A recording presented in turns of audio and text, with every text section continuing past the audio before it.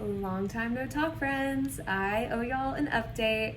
It is Dannielle here, and it has been 6 months since I gave you an update. And that last update was about choosing me again.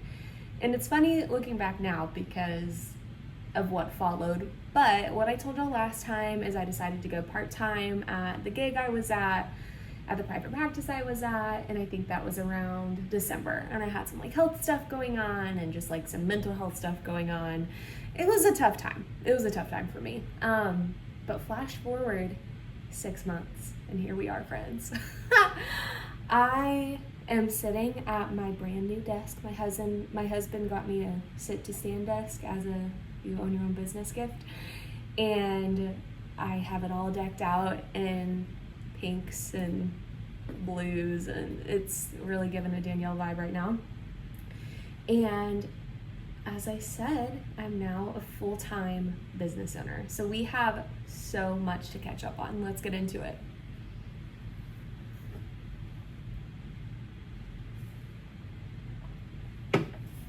If you didn't know, let's press pause and go to the beginning. So 3 years ago, this June, I moved to Jacksonville, Florida for my dream job, okay? And I was working at a children's hospital, working on the behavioral health unit and working in HEMONC. And I was actually working with my beautiful co-host, Morgan. Now, before you guys are worried, I got this on a Q&A. Are me and Morgan still besties? Absolutely, yes. We are still besties, still see her all the time. She's currently on living her best life on a bike riding trip with her husband and her dad. Love that for her. She's just figuring out her career path, and we'll have her on soon to kind of give you guys her update as well. But I started this podcast with Morgan. We worked at the children's hospital together, and over a year ago now, I decided to choose me. Very publicly talked about how I decided to leave the children's hospital setting. And pretty much immediately after that, I got recruited by a private practice and was really impressed by them. I was impressed by their motto of being music therapists for music therapists. I was like, oh my God, 20 clients a week is full time, and that's it, and I don't have to work Fridays. This sounds like a sweet gig, and it was. And so I turned in my 2 weeks before I had a job lined up. Yet a week later, I started a new job. So it all kind of happened pretty fast. And when I left the hospital, I was very burnt out, very depressed, was really, really struggling. So I immediately dive into this private practice life and, begin on my healing journey. And it's funny because a year ago on my time hop, yes, I'm that weirdo that still uses time hop. There was a video of me recording myself, because I do this. I record and talk to myself sometimes instead of journaling, because I verbally process things. And I was like, oh my God, I love music again, and I'm gonna join a choir and blah blah blah. And that was kind of what got the ball rolling to the eventual creation of music therapy now. So immediately jumped into this private practice and pretty quickly was overwhelmed. I feel without getting into the nitty-gritty, I was overpromised and underdelivered. And the idea was you would get X caseload and it would be this much pay, but in real life, guys, there's so many cancellations, which nobody can control. I don't blame anyone for cancellations, but there's a lot of cancellations, which meant there was a lot of ebb and flow in pay, and there was this productivity standard that you needed to be hitting 20 clients a week to be full-time.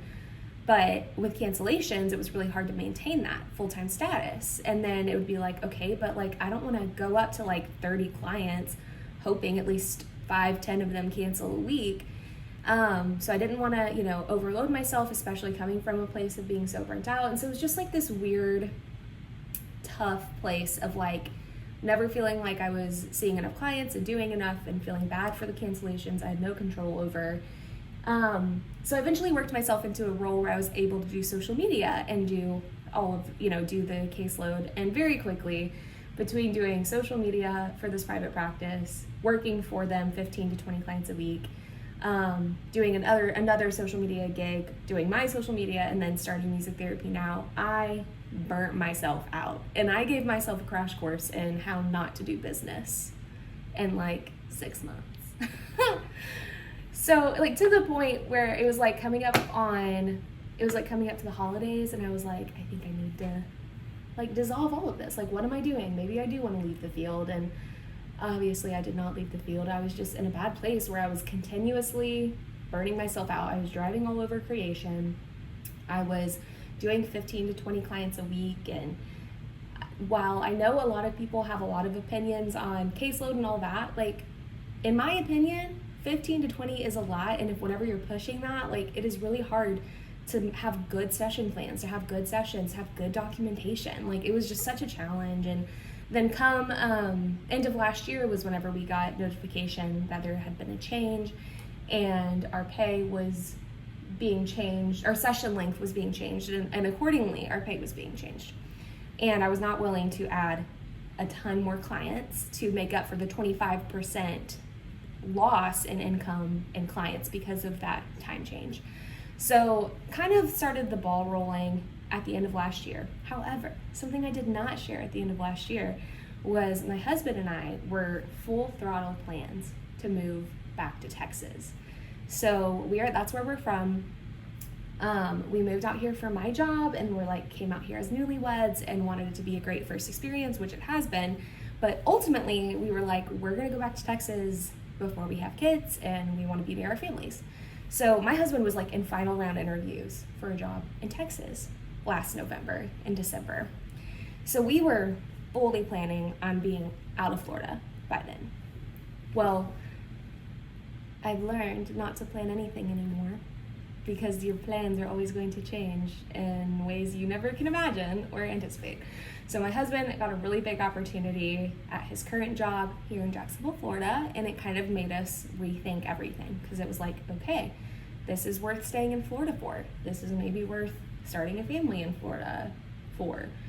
So very quickly plans changed, but I knew I could not stay at this private practice. I was just burning out from the clients, and it wasn't fulfilling me, and it was not a happy place for me anymore.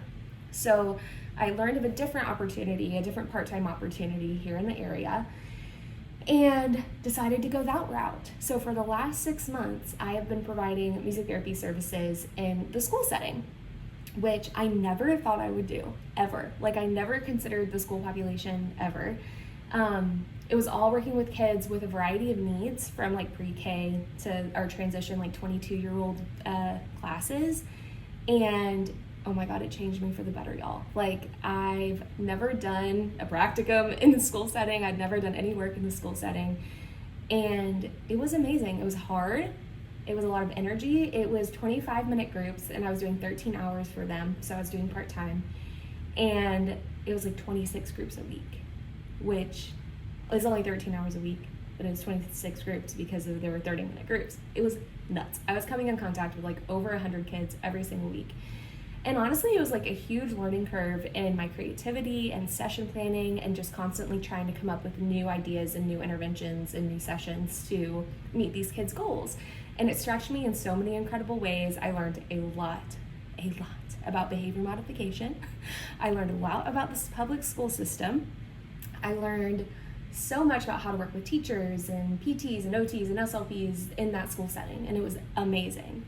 Well, while I decided to make this change, I also had been brewing in the back of my mind, because we were deciding to move to Texas. I was like, okay, maybe I try to start I turn a portion of music therapy now into a private practice.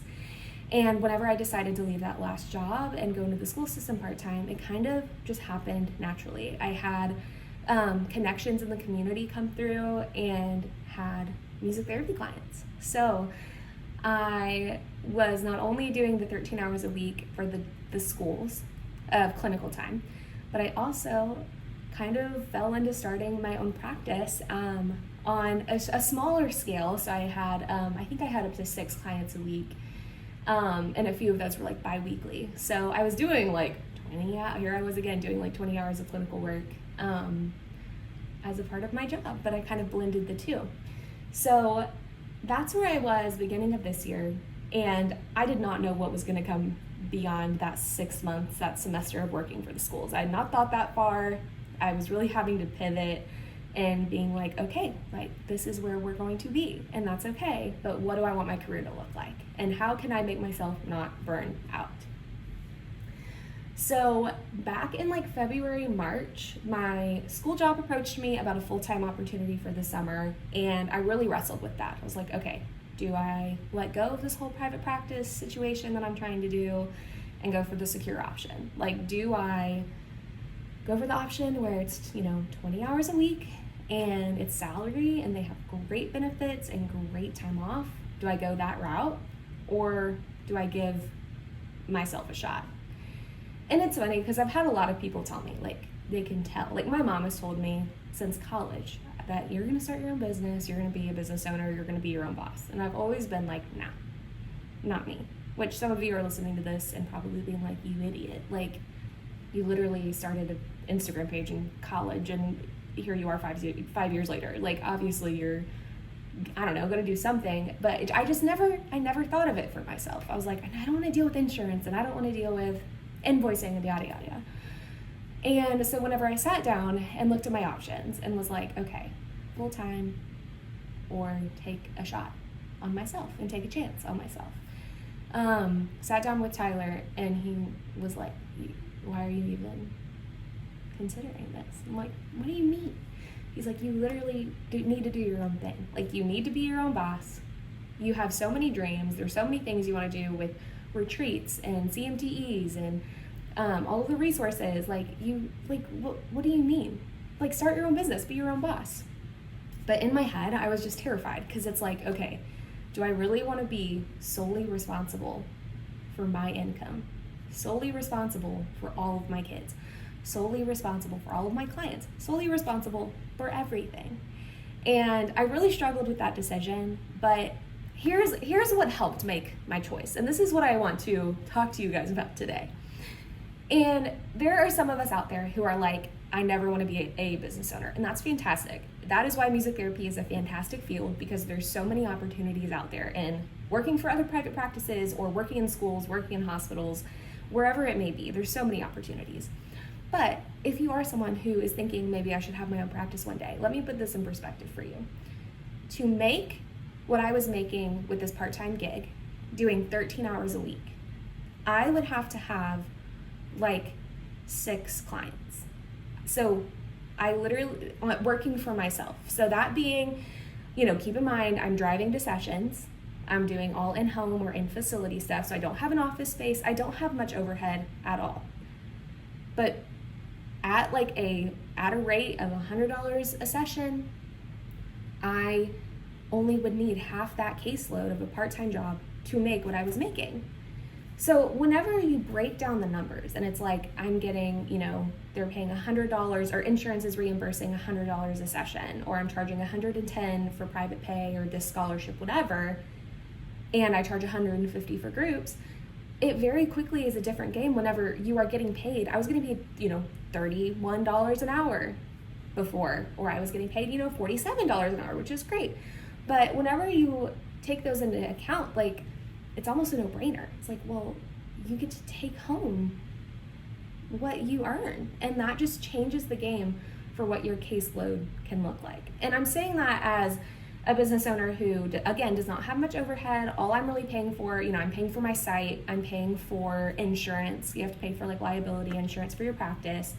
I'm paying for a ton, all these different subscriptions and stuff, but and it does add up, but it's not like I'm paying $1,000 a month for a building. So once I broke down the numbers, I was like, is this actually going to be so much better for me? And let me tell y'all, it is. So I ultimately, after so much back and forth and so much turmoil, I decided to take a risk. And I don't have kids yet. It's just me and my husband and our 2 dogs. And it's like, if not now, when? I'm 26. I'm 5 years into my career at this point. And obviously what I've been doing hasn't worked for me. I worked at the hospital, I worked for somebody else's private practice, I worked in the school systems, and I loved it. But very quickly in the school system, I was not getting the variety I need as a clinician. I have just learned about myself, I need variety. And it was great in the hospital because you never knew what client you were gonna get. like you're constantly walking in and never knowing who you're going to meet. Well, then private practice, it's like the same clients every week, or in the schools, it's the same kids every week. And when I was specifically working at the schools, it was like I was copy pasting sessions for every single group. So I was just bored. I was tired of singing Shake My Sillies Out. I was tired of singing Can't Stop the Feeling. I learned like I need variety. And what that means for me is, as a business owner, I can have a 3-year-old client, I can have a 16-year-old client, I can have a group in memory care with older adults. I can have a group with adults in behavioral health. Like, by being my own boss, I get to advocate and network and choose what clients I want, and like as a clinician, like that are going to keep me sharp and keep me excited. So what I was doing before obviously wasn't working, and I have so many dreams of what music therapy now can be. Whether, it's shirts and selling merch, or retreats, or continuing education credits, or just getting to network with other music therapists and getting to support music therapists. But I can't do that if I'm doing 20 hours of direct care a week, not including documentation, session planning. So ultimately, I just knew that this was the right decision for me. And luckily, I had already had a soft caseload that I was already having and working with. So back in March, I had a consulting call with Allison Rogers of Music and Miracles, and made a game plan of how I was going to network, what contracts looked like, what my pricing was going to look like, how to work with insurances, how to work with different scholarships in my area, and I began running. So over the last couple months, I'll say April, hard, very, very hard, very stressful. I had a lot of imposter syndrome, a lot of fear of failure, and what if I didn't get a caseload and couldn't have a salary. And I'm so privileged and so lucky because my husband is an engineer, and luckily, if I don't make money, he still does. So luckily we have a safety net there that I'd like to recognize. But I was really freaking out in April, and then at the end of April and May started rolling around, and it was all of these meetings, all of these cold calls, all of these emails, everything that I was doing kind of started to come to fruition. And some really cool things started happening that really felt like God or the universe was validating what I was doing. One of my favorite clients in the children's hospital, she discharged and is healthy now, and her mom just was looking for music therapy services and came across Music Therapy Now. And so I now get to work with a patient that I worked with at the hospital, now on an outpatient, in-home, private practice basis. And that right there is the whole point. The whole point is to be able to provide more music therapy services and provide it to the people who need it outside of the places where we have great support already, like the hospital, like schools. So that happened, and it was just so cool. I'm trying to work with a behavioral health place. We're working with adults doing groups, which is just totally my thing. I've had conversations with presidents of different older adult agencies, and there's just been a lot of really cool conversations that have happened and have just felt so validating for the direction that I'm in. So that leads me here to, it is May 28th whenever I'm recording this. Who knows when I'll edit it and post it, lol. But now, as of this week, I'm a full-time business owner. So what does that look like, you ask? So as I was going, I decided, okay, what do I need salary-wise to survive? What do I need to start at? Because what I don't want to do, what I've learned and taught myself the hard way, was I don't want to overload myself and then burn out immediately. I have no interest in doing that again. So what do I need to do? Where do I need to start to set myself up for success? For me, that looks like I have 9 clients on my caseload. And I'll tell you now, I charge $110 for my scholarship kids. We have a really cool scholarship in Florida that helps with kids with unique abilities and provides funding for music therapy services. So I charge $110 for groups. I charge $150, and I do have sliding scale, and I think I go from 50 to 100 a sliding scale. I saw I think it's Eastside Music Therapy. Love her. Gonna have her on the podcast soon. She keeps 3 sliding scale clients on her caseload at a time, and I really loved that, and decided to adopt that model as well. But yeah, I have 9 clients, and sometimes that's only every other week because a couple of them are bi-weekly, and that is enough money. That is enough money for me to be able to make a base salary. Now my plan is to feel that caseload out, see what happens, because I have a lot of conversations that have happened over the last month that I'm just waiting on funding or grants or whatever. So I'm kind of sitting on my feet on that, waiting to see what comes up, and then deciding what am I missing? Do I really want to work with more teens? Do I want to work with more adults? Do I want more facility contracts? Like, what is it that I want to do?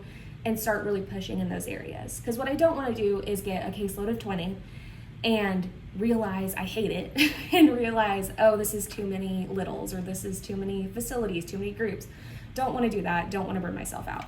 So I'm starting low, where it's like sustainable. I'm not making bank or anything, and I need more, as we all do, but it's enough to get me to a point where I get to decide where to go next. And it gives me the time to do things like the freaking podcast again.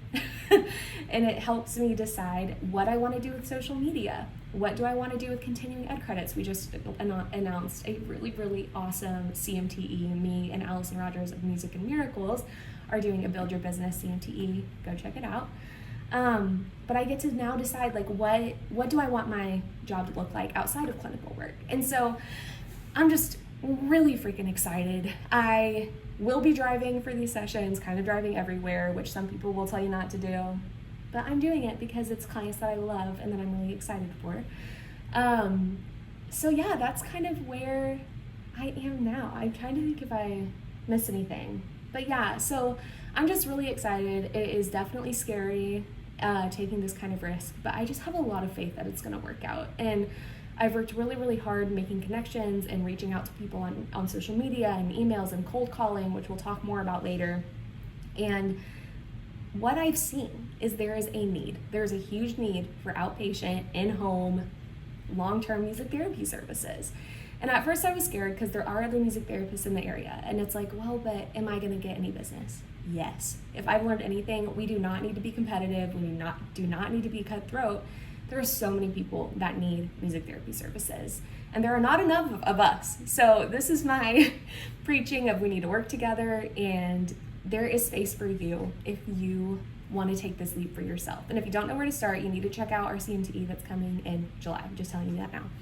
Okay, I think that's my summary. I asked you guys to give me some of your questions to answer on the pod today, so let me pull those up. How did you get into private practice? Fellow MT who wants to do it, but I don't know where to start. Oh, so glad that you asked, Mallory. I first got into it by working for another private practice and now have started my own. So I kind of learned how private practice works. Like, I got a feel for how in-home and like different, like working for facilities, I kind of got a feel for how that works. Other than that, it was research and speaking and doing business calls. I did a business call with Kim Bess. I did a business call with Allison Rogers, and learning kind of the ins and outs of what it means to be a private practice owner, and then deciding what kind of clients I want and going from there. Also, a social media presence helps so much. If you want to know where to start, check out the Music Therapy Miracles Now CMT. Do music therapy bachelors go into neuroanatomy? So yeah, so there's a whole music therapy realm of which I'm having a hard time putting this into words, but we have this amazing training called neurologic music therapy. We have different like fields of thinking: behavioral music therapy, neurologic, we have NICU. And neurological music therapy specifically trains you on how to use music for specific neuro rehab goals. So plenty of people with their bachelor's in music therapy go down that road. Do you prefer a medical setting or school? Medical. Only because of the variety it gave me. I think if I worked in the school in a different context where I wasn't just doing groups, it may be different. But really I just preferred it because of the pace and the, like, you never knew what was going to come next, and it never got boring. I really loved that. What is something you wish someone told you about your first job after internship? That it would likely not be my forever job, and that's okay. That's hard to hear as a student because you really want to land that dream job immediately. Like, you've done all of that hard work. What do you mean I have to wait for a job, like my dream job? But to everyone who's listening, it is okay that you don't land in your dream job at first, because likely your dream's going to change. or you can chase that dream when it's like the perfect time and the perfect place for you. So I really believe that everything happens for a reason, and so I would just have a lot of patience with you and the people you're working for and the people you're working with, but also we don't do BS around here. Stand up for yourself. But yeah, I wish someone had told me that like it isn't forever, and that's okay. I know a lot of people say I need to stay in a job for 2 years or 1 year, whatever. If it ain't serving you, you don't need to do anything.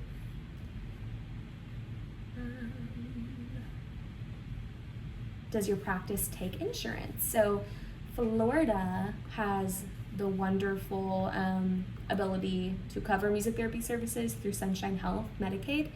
I take insurance on like a case-to-case basis. It's kind of, they're not taking any new providers, but I'm doing it through another music therapy practice for special cases of different clients who really need it. So do take Medicaid.